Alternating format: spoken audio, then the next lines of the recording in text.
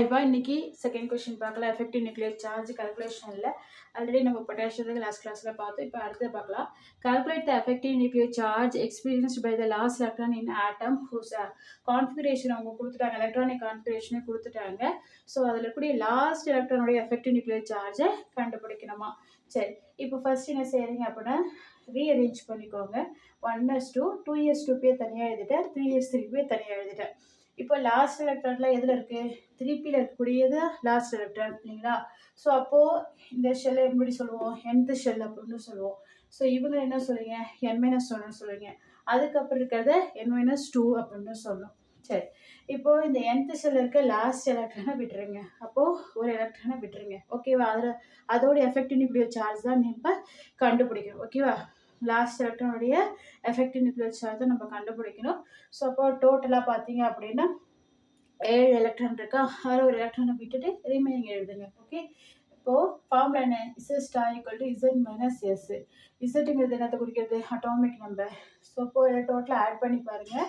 So add பண்ணிங்க அப்படின்னா 17 வரும். குளோரினோட அட்டாமிக் நம்பர். ஓகேவா? குளோரின் தான் இங்கே சொல்லியிருக்காங்க. ஸோ இப்போ 17 ஆட் பண்ணுங்கள். மேலே இருக்கக்கூடிய இந்த நம்பர் ஆஃப் எலக்ட்ரான் இருக்குல்ல, அதை ஆட் பண்ணி போட்டிருக்கேன். ஓகேவா? 70 கொடுக்கலையேன்ட்டு முழிச்சிட்டு இருக்காதீங்க. அவங்க கொடுத்த எலக்ட்ரானிக் கான்ஃபிகரேஷனுக்கு அந்த நம்பர் ஆஃப் எலக்ட்ரான் ஆட் பண்ணிக்கோங்க. ஓகேவா? சரி, இப்போது ஸ்க்ரீனிங் கான்ஸ்டன்ட் கண்டுபிடிக்கிறோம். ஸோ இப்போது லாஸ்ட் எலக்ட்ரான் இதில் ஒரு எலக்ட்ரானை விட்டுருங்க. ரிமைனிங் 4 இருக்கும். பேலன்ஸ் இருக்கலாம் செய்யுங்க.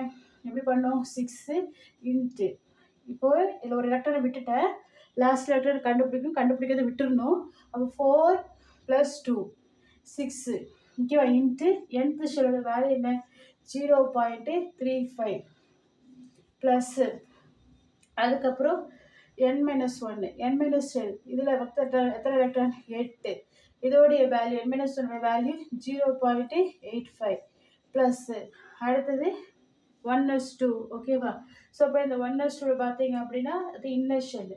ஸோ இதில் 2 எலக்ட்ரான் இருக்கா, 2 இன்ட்டு 1.00 புரிஞ்சிச்சா? ஸோ எல்லாத்தையும் ஆல்ரெடி இங்கே நான் மல்டிப்ளை பண்ணி காட்டியிருக்கேன், தெரியாதவங்க பார்த்துக்கோங்க. சரிங்களா? இப்போ 17 எல்லாத்தையும் ஆட் பண்ணிங்கன்னா 10.90 வரும். ஓகே, இது ரெண்டுத்தையுமே மைனஸ் பண்ணுங்கள், 6.1 வரும். அப்போது லாஸ்ட் எலக்ட்ரானுடைய, அதாவது 3pல இருக்க லாஸ்ட் எலக்ட்ரானுடைய எஃபெக்டிவ் நியூக்ளியர் சார்ஜ் பார்த்தீங்கன்னா 6.1.